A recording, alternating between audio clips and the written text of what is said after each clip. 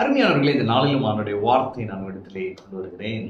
சங்கீதம் 62:1, தேவனையே நோக்கி என் ஆத்துமா அமர்ந்திருக்கிறது, அவராலே என் ரட்சிப்பு வரும். அப்படி 5ஆம் வசனம் பாருங்களேன். என் ஆத்துமாவே தேவனையே நோக்கி அமர்ந்திரு, நான் நம்புகிறது அவராலே வரும். அப்ப அவராலே என் ரட்சிப்பு வரும், நான் நம்புகிறது அவராலே வரும்.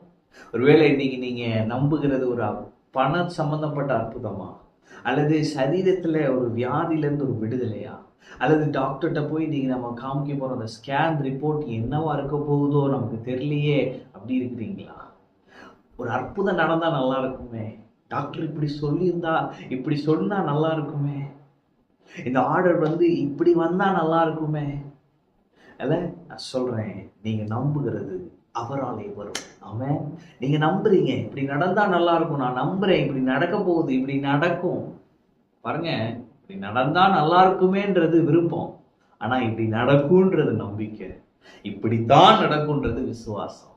நீங்க நம்புங்க, நீங்க நம்புகிறது அவராலே வரும்.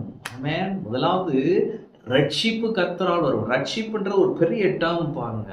அப்ப இந்த ஜோசோன்ற அந்த பதத்திற்கு பல அர்த்தங்கள் உண்டு. ரட்சிப்புன்னா பாதுகாப்பு, அப்புறம் வியாதியிலிருந்து விடுதலை, சுகம், அப்புறம் வெற்றி, இந்த மாதிரி நிறைய இருக்கு பாருங்க. பாவத்திலிருந்து ரட்சிப்பு, இந்த மாதிரி நிறைய இருக்கு.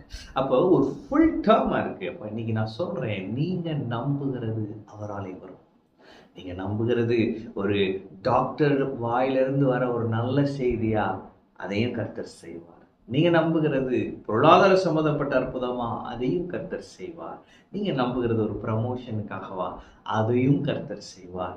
நீங்கள் நம்புகிறது அவராலே வரும். ஆமென்.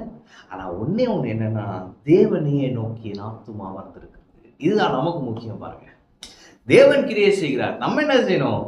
அமர்ந்திருக்கணும் அவருக்காக. அப்படின்னா என்னன்னா, தேவன் கிரியை செய்கிறார், அது வெளிப்பட போகிறது, நான் அமர்ந்திருந்து அவரே தேவன் என்பதை அறிந்து கொள்ளுவேன். நானா போய் என்னத்தையோ போய் செஞ்சு தேவையில்லாம போய் மூக்க நுழைச்சி இந்த மாதிரி பிரச்சனையை பெருசுபடுத்தி அப்படி அல்ல. நான் அமர்ந்திருப்பேன், என் தேவன் எனக்காய் கிரியை செய்வார். நான் நம்புகிறது அவராலே மாத்திரம்தான் வரும். எனவே நான் அவரையே நோக்கி, அவரையே சார்ந்து, அவருக்காய் காத்திருக்கிறேன், அவரையே நம்பி இருக்கிறேன். ஆமென். எனவே நீங்க உங்க சொந்த அறிவை பயன்படுத்தி எதுவும் செய்யாதீங்க. நீங்களா போய் இதை பண்ணா நல்லா இருக்கும், அது நல்லா இருக்கும், அப்படி யோசிச்சு எதுவும் செய்யாதீங்க.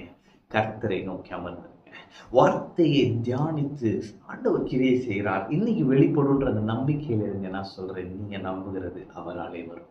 ஆமென். இப்படி நடந்தா நல்லா இருக்குமே, அந்த விருப்பத்திலிருந்து அடுத்த லெவலுக்கு வந்துருங்க. இன்னைக்கு இது நடக்கும், நான் நம்புறேன்.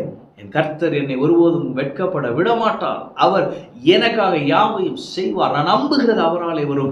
இன்றைக்கு நான் நம்புகிறேன், என் வெற்றி அவராலே வரும், என் சுகம் அவராலே வரும், என் செழிப்பு அவராலே வரும், என்னுடைய சமாதான வாழ்வு அவராலே வரும்.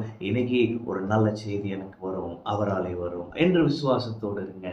நீங்க நம்புகிறது அவராலே வரும். ஆமென். கர்த்தர் உங்களோடு இருக்கிறார். கர்த்தர் உங்களை ஆசீர்வதிப்பார்.